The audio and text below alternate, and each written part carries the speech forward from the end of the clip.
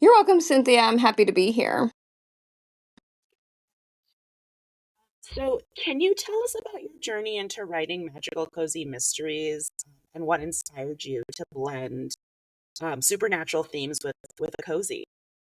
My journey began way back in 2016. I was reading a lot of stuff that was on Amazon, a lot of books, a lot of Kindle books, and I was looking for something to write. I hadn't found a niche that I thought would be good for me.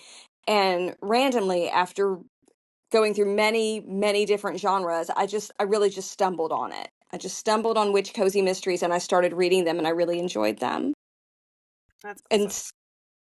yeah, and so everyone was already blending the magic. So I just thought it was a really good fit for me. That's really cool. I think one of my first cozies was a magic cozy too, and right away I knew like that was my niche within the niche for sure. Um, that's awesome. So, how do you approach world building in your magical cozy mystery series? Because, as was said in the intro, you have many series out there, and so how do you build each world, and what are some key considerations when creating this world to make it believable and immerse it into the magical setting? The main thing that I do is since I write Southern cozies, I always look at, well, how am I going to make this Southern? What is Southern about it? So I generally start there and then I sort of build out. In Sweet Tea Witches, that is just a little magical town that no one but witches can even be in. So that so the rest of the world building kind of sprang out from that, and I wanted it to be just a very small town feel, like most cozies are. And what is Southern about it, and um, how can being Southern put a twist on a traditional sort of magical idea? So instead of the witches riding brooms, they ride cast iron skillets, for instance, in that series. So that's how I approach it. What can I do that is the same, but put my own spin on it and make it different? I love that. That is one of my favorite. That was my intro series Oh, into you as an author, and I just think it's fabulous. I actually was reading the first book. Halfway through, I ordered like the next three because I was like, "This is, I love it. I love this series," and I oh, do, thank you. you're welcome. And I do love those little, those spec- those things obviously that you've thought of, right? The writing the iron skillet, which I find just it's so different than other magical cozy mysteries. So I just think it's really brilliant.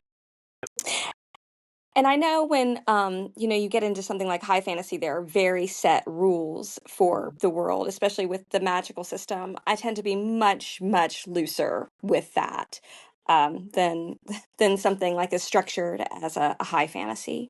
Yeah. So, magical elements such as spells, magical creatures, and enchanted objects often play a significant role in these stories. So, how do you ensure that these elements enhance the mystery plot rather than overshadow it? Well, I guess that's a really good question. I guess that it's always just sort of a sidebar or a side note to whatever is the main thing that's going on in the book. So, if there is a rabbit who talks, for instance, and who is causing a whole bunch of trouble, that trouble is still related to the mystery. So we're still moving the plot along somehow. Or if it's not pushing the mystery plot, then it is sort of a secondary character plot. Like maybe one of the characters needs to learn something about themselves, or and so I use the magical elements to help the character learn that about themselves while still keeping focus on the mystery. It's always the main point of it. What is the mystery? Who done it? And everything else just kind of falls around that, I guess. That's great. So, what advice would you give to aspiring authors who are interested in writing magical cozy mysteries? What I would say to anyone is know what you do well and do it as big as you can.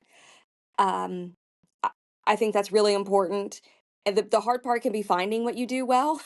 I know that can be what's challenging. But so if you're funny, be very funny. Make everything big, make the jokes big because people like that.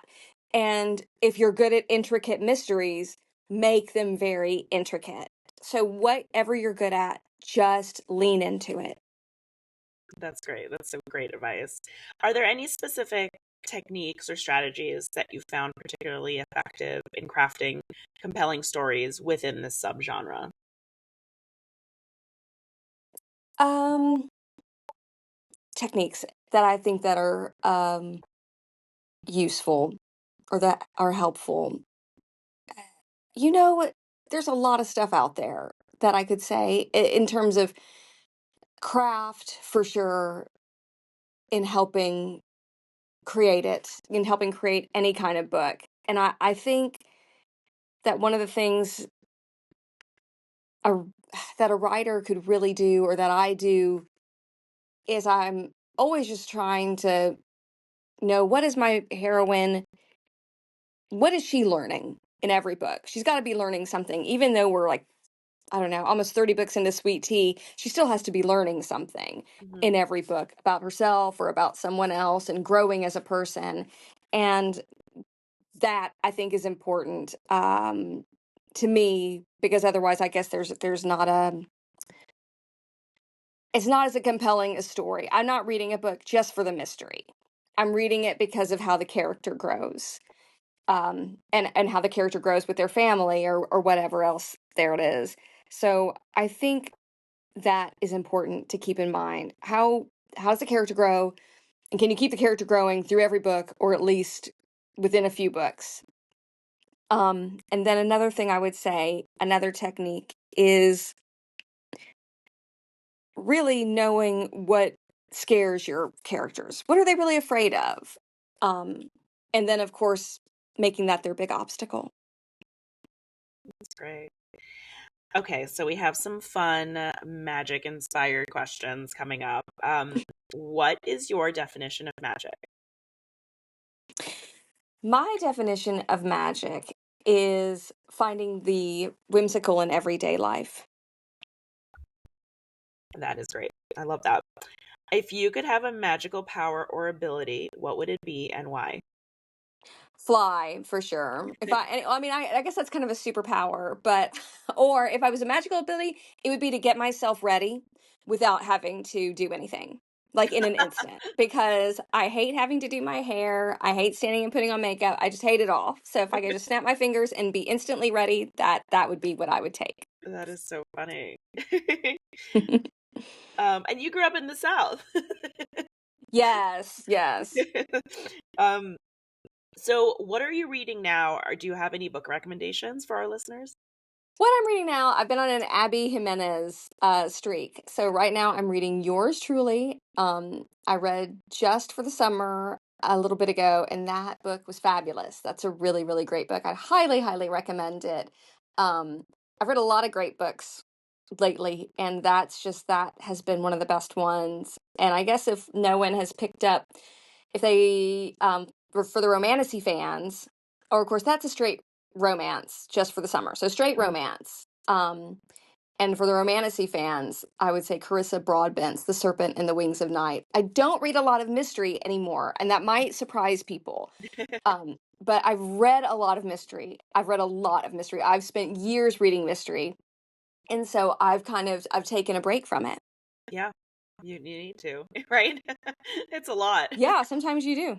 And have you read like cozy mysteries, thrillers, traditional mysteries? What's your go-to, or what was your go-to mystery genre? It'd be a thriller. That's A what I thriller. really liked. I really enjoy thrillers. Yeah, I'm a big fan of thrillers too. I sort of go between, I'll read a couple thrillers and then like take a break with a cozy and then go back. Yeah, because you want that cozy feel, don't you? Yeah, yeah, and it's nice. It's nice. Certain times of the year or certain times in your life, you're just like, you know what? I want a very easy peasy, like wrapped up in a bow story. I mean, I think that's why people gravitate towards, syndicated like SVU or Law and Order, because like what's gonna happen at the end. The good guy always wins, right? They always get the bad guy for the most part. Um, so do you have any new projects you would like to share or promote? Well, I veered off from cozy a little bit, and this year I published my first witch rom-com, which was a big stretch for me, but it really turned out to be my best book. And that is titled How to Fake It with a Fae. So it's got Fae in it because I was reading a lot of Fae and I love Fae. Um, so I put a fake relationship, enemies to lovers, grumpy sunshine, Fae and witch romance book together. And so I'm kind of working on that series. And Sweet Tea is still on my plate. I have a Sweet Tea book coming out at the end of later in the year, but that I've kind of been focusing more on the romance. Yeah, I've seen the promotions for that book, and it's definitely on my TBR, the longest TBR ever. Oh, I bet. I guess I keep my TBR very short because I'm worried. I'm just so afraid of it getting big. I just try to keep it just very short. I'm kind of like I have blinders on when it comes to books. Oh, I'm only going to read you. Oh, I'm only going to look at you. Yeah.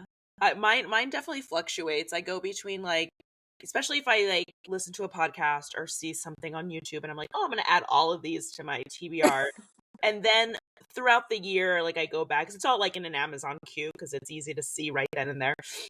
And then I will go through and like, life changes and like, what you want to read and what gravitates toward you kind of changes. And so I'll go through and sometimes just delete ones that have been on there forever. Then I'm like, you know what? I'm not that interested in reading this one anymore. And just kind of, so it ebbs and flows between lengths all the time. So Yeah, how can, yeah, go ahead. oh, I was gonna say, I never thought of myself as a mood reader, but I guess I kind of am. Like, I just have to be in the mood for a certain book, Yeah. or I'm not in the mood for a certain type of book. So I haven't been in the mood for a thriller in a while. I've been in the mood more for romance, I guess. Yeah. Um, but yeah, and I did read a dark romance. It's not my thing. I've read a couple of those. Not my thing.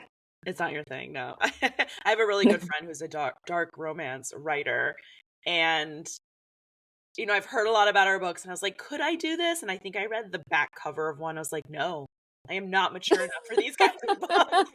I can't do it. It's too much. Yeah, I like it's a certain reader. yeah. I like a good clean romance. Yeah, yeah, I completely understand. So how can our listeners find you?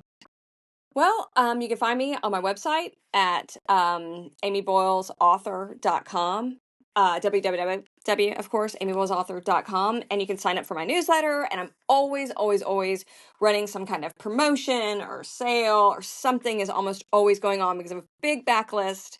And so, yes, so find me there, subscribe to my newsletter. You'll find out everything that's going on and probably more than you want to know, but we Southerners, we like to overshare. Well, thank you. Keep on oversharing. Well, thank you so much, Amy. You're welcome. Thank you for having me. I really appreciate it. Sure.